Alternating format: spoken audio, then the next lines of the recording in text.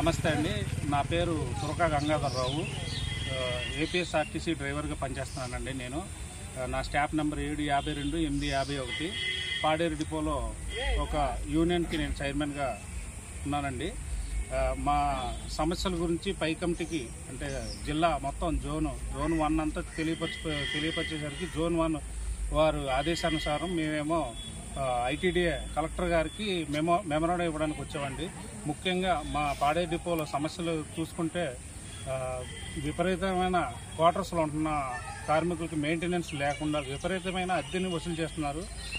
ITDA వారు అయితే 4 కేటగిరీగా అద్దెని వసూలు చేస్తారు. 4 కేటగిరీగా ఉన్నవారు. మాలోనైతే మా డిపార్ట్మెంట్లో ఎంత హెచ్ఆర్ఏ వస్తే అంత హెచ్ఆర్ఏ అని కూడా డిపార్ట్మెంట్ వారు తీసుకుంటున్నారు. అది కాక గవర్నమెంట్ మొన్న ఒక 2 సంవత్సరాల క్రితం గౌరవ కలెక్టర్ గారు మాకు అడిషనల్ హెచ్ఆర్ఏ కేటాయించారు. గవర్నమెంట్లో విలీనం అయిన తర్వాత ఆ అడిషనల్ హెచ్ఆర్ఏని కూడా తీసుకుంటూ మేము క్లాస్ 4 అయినప్పటికి కూడా మినిమం ఛార్జ్ లేకుండా ఒక్కొక్క కార్మికుడి దగ్గర తక్కువగా 10,000 రూపాయలు వసూలు చేస్తున్నారు. వసూలు చేయడమే కాకుండా మెయింటెనెన్స్ లేకుండా ఈ పైన వచ్చే మురికి వాటర్ అంతా డ్రైనేజ్ లేని కారణంతో పైన వచ్చే మురికి వాటర్ అంతా కూడా క్వార్టర్స్ ముందు వస్తూ మేము పిల్లలతో ఉంటూ ఫ్యామిలీస్తో ఉంటూ పెద్దవాళ్ళు ఉన్నారు, ముసలి వాళ్ళు కూడా నైట్ టైం ఏమైనా ఇబ్బంది కడినా అటు ఇటు తిరగడానికి ఇబ్బంది అయిపోతున్నాం. విపరీతమైన వాసనతో ఇబ్బంది పడుతున్నామండి. దీనిపై పలు దఫాలుగా పై వాళ్ళకి మేము చెప్పుకున్నా సరే విన్నవించుకోలేకపోయేసరికి మా సమస్యని లేబర్ కమిషనర్ గారికి మరియు కలెక్టర్ గారికి తెలియపరచడానికి వచ్చామండి. మా ముఖ్య ఇదేంటంటే మాకు ₹1,00,000 జీతం తీసుకున్న వాళ్ళు కూడా బయట 3,000, 2,000 రెంట్ తీసుకుంటున్నారు. మాకు వచ్చే జీతం 15,000 అయితే అందులో 10,000 రూపాయలు అద్దెకే పోతుందండి. మేము బయట ఉండలేక మా ఊరు ఇక్కడి నుంచి ఒక 45 కిలోమీటర్ల దూరం అండి. అక్కడి నుంచి నేను ఇక్కడికి వచ్చి భార్య పిల్లలతో ఉంటూ వాళ్ళకి పోషించి వాళ్ళ చదువులకని ఇవన్నీ నేను ఇక్కడే ఉంటున్నాను సార్, క్వార్టర్స్లో ఉంటున్నాను. దయచేసి మా ఈ సమస్య ఇదే కాకుండా ఏంటంటే ఈ ఏజెన్సీలో ఎక్కడ యాక్సిడెంట్ జరిగినా సరే ఒక డ్రైవర్ అనేవాడు బలైపోతున్నాడు సార్. విపరీతమైన అంటే మా మోటార్ చట్టం కాకుండా మరి ఇంకా వేరే చట్టం ప్రకారంగా కిందన యాక్సిడెంట్ జరిగితే ఒకలాగా పైన యాక్సిడెంట్ జరిగితే ఒకలాగా జరుగుతుంది సార్. దయచేసి మాకు ఉద్యోగ భద్రత కూడా కల్పిస్తారని చెప్పేసి ఈ మీడియా మిత్రులు ముఖ్యంగా పెద్దలకు తెలియజేసుకుంటున్నానండి. పై కూడా మీకు సంబంధిత అధికారులు ఉంటారు కదా, వాళ్ళకి చెప్పినా మరి పట్టించుకోవట్లేదు ఏంటి?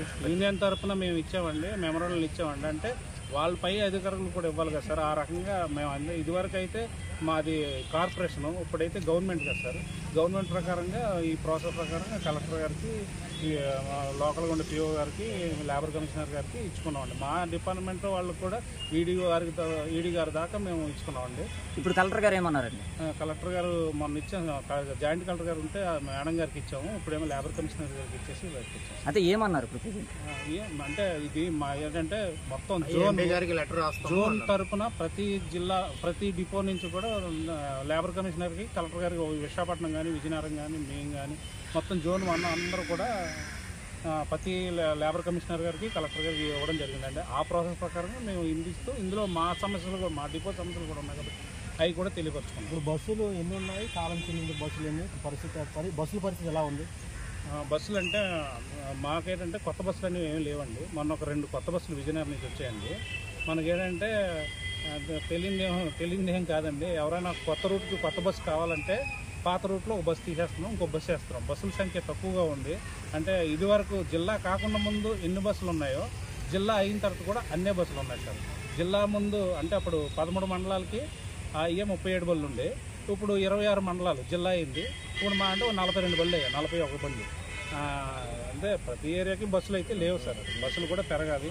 బస్సులు పెరిగితే మనకి ఆదాయం కూడా పెరుగుతుంది సార్. మన డిపో ప్రజెంట్ ఉన్న బస్సులు కూడా బోర్కు వచ్చినట్టున్నాయి. అంటే కొన్ని బస్సులు మెయింటెనెన్స్ ప్రాబ్లం ఉన్నాయి సార్.